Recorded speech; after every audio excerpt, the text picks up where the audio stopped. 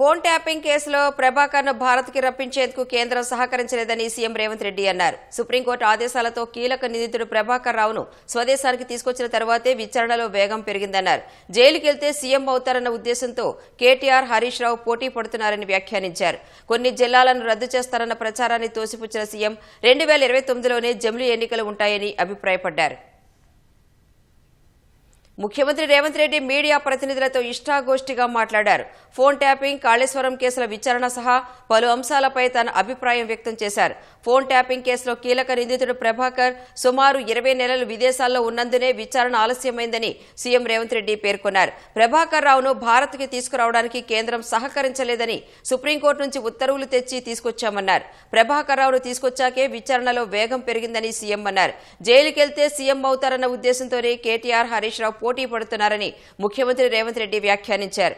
కాళేశ్వరంపై CBI విచారణకు కేంద్రం నిరాకరిస్తే అప్పుడు రాష్ట్రమే విచారణ చేస్తుందని, కానీ ఎటూ తేల్చడం లేదని అన్నారు.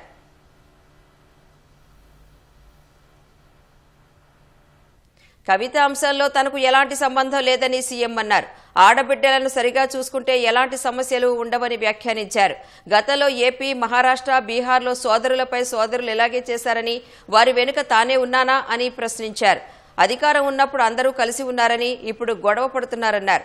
వారి విభేదాలను ఉపయోగించుకోవాల్సిన అవసరం లేదని, అందరినీ కలిపి ఓడించే అధికారంలోకి వచ్చామని సీఎం రేవంత్ రెడ్డి పేర్కొన్నారు.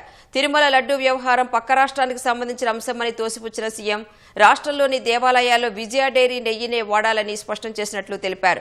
కొన్ని జిల్లాలను రద్దు చేస్తారన్న ప్రచారాన్ని తోసిపుచ్చిన సీఎం రేవంత్ రెడ్డి జనగణన ప్రక్రియలో భాగంగా వచ్చే ఏడాది మార్చి వరకు జిల్లాల సరిహద్దులు మార్చడానికి అవకాశమే ఉండదన్నారు. రాష్ట్రాల్లో అసెంబ్లీ ఎన్నికలు 2028లో ఎన్నికలు జరగవని, 2029లోనే జమిలీ ఎన్నికలు ఉంటాయని సీఎం అభిప్రాయపడ్డారు. వచ్చే పార్లమెంటు ఎన్నికల్లో జనగణనలో కులగణన, నియోజకవర్గాల పెంపు, పునర్విభజన, మహిళా రిజర్వేషన్లు, జమిలీ విధానం అంశాలు ప్రధానంగా ప్రభావం చూపుతాయని అన్నారు.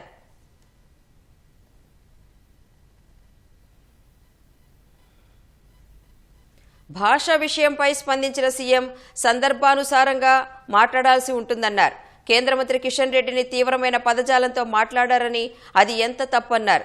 వారి నేపథ్యం ప్రకారం చూస్తే ఇప్పటికీ వచ్చిందే చాలా పెద్ద అవకాశమని, అధికారం పోయాక తెలంగాణ తమ సొత్తు అన్నట్లు వ్యవహరిస్తున్నారని సీఎం రేవంత్ రెడ్డి ఆరోపించారు. ఏళ్ల తరబడి పాలించిన చక్రవర్తులు అధికారం కోల్పోయిన సందర్భం ఉందని, ప్రజాస్వామ్య ప్రక్రియను ఎవరైనా అంగీకరించాల్సిందేనన్నారు.